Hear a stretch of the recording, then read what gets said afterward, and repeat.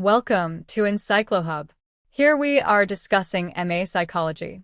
Questions. Before starting this, I want to share something. We provide all type of question solution in PDF and handwritten. Also, if you need answers of any type of subject or course, you can contact us on our WhatsApp number 900-936-8238. Now question.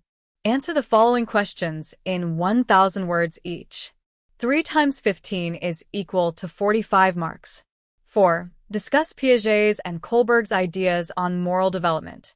5. Elucidate learning disability, highlighting its characteristics, causes, and identification process. 6. Describe language development in children, highlighting its components. 7. Discuss the psychosocial changes in older adults.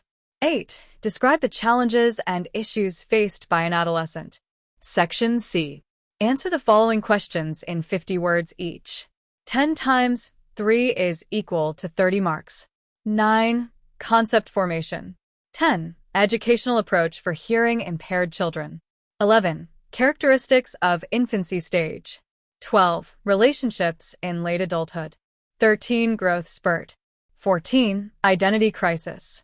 15. Critical periods during development. 16. Formal operation stage. 17. Nature versus nurture debate.